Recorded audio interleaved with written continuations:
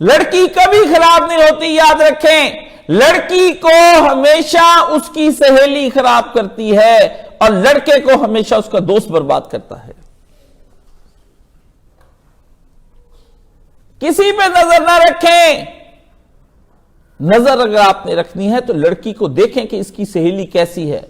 بظاہر یہ سارے نیک نظر آتے ہیں، مدرسوں کے آتے ہیں، دوپٹہ لے کے آئے گی باجی گھر کے اندر لڑکی اس کی سہیلی، اندر شیطاننی ہوگی، لڑکا داڑھی رکھ کر آئے گا اندر شیطان ہوگا۔ آپ سمجھنے کی کوشش کیجئے ہم جس موضوع کو موضوع گفتگو بنا رہے ہیں، آپ کو انڈرسٹینڈ کرنا پڑے گا، ادروائز آپ کی پوری سوسائٹی برباد ہو کر رہ جائے گی۔ کہ پہلی بات تو اہل ایمان یہ ہے کہ اپنی خامیاں دور کرنی ہیں اور اپنے اندر سے یہ برائیاں جو ہیں ان کا ازالہ تم چاہتے ہو اور اچھے بننا چاہتے ہو کہ جنت ملے، تو اس کا طریقہ یہ ہے کہ ایک خوف خدا پیدا کرو اندر، اور باہر کیا کرو، وَكُونُوا مَعَ الصَّادِقِينَ۔ یہ ہے کونوا مع الصادقین کا ایک چھوٹا سا نمونہ کہ ایسی صحبت اختیار کرو، ایسے ساتھی ڈھونڈو، ایسے رفیق تلاش کرو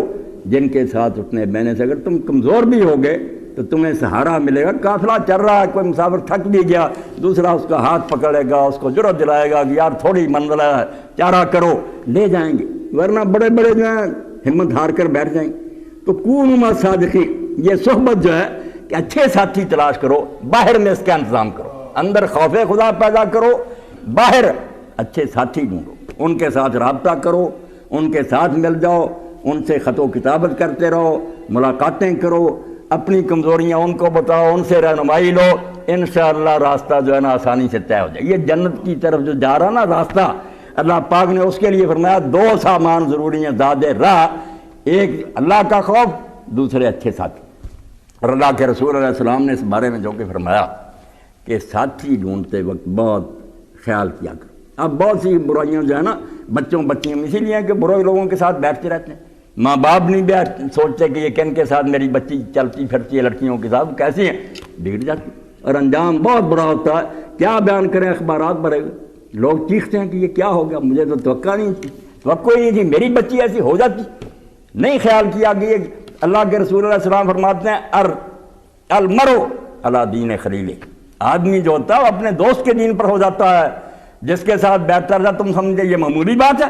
کسی دن وہی ہو جاؤ گے جس کے ساتھ بیٹھتے فَلْيَنْظُرْ مَنْ يُخَالِلُ۔ اس لیے خوب دھیان کیا کرو کہ تم کس سے دوستی کر رہے ہو، کن کے ساتھ اٹھتے بیٹھتے ہو، یا وہ آب طہور پلا رہے ہیں یا زہر پلا رہے ہیں تمہیں، یہ معمولی معاملہ نہیں۔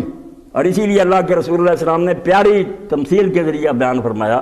کہ جو آدمی نیک لوگوں کے ساتھ بیٹھتا ہوا ایسے ہی ہے جیسے عطار کے پاس بیٹھے ہوا، جو عطر بیچ رہا ہے اس کے پاس بیٹھے، اگر وہ خریدے گا نہ بھی تو خوشبو تو آئے گی۔ اور دوسرا جو ہے اس کی مثال دی کہ وہ ایسا جیسے بھٹی والے کے پاس بیٹھ جائے کہ جلے گا نہیں، اگر آگ نہ بھی کپڑوں کو لگے گی دھواں تو آئے گا، گرمی اور وہاں حرارت تو محسوس کرے گا ہی۔ اس لیے اچھا ساتھی اور برا ساتھی، اس کے لیے دین نے بہت تاکید فرمائی، اور اسی لیے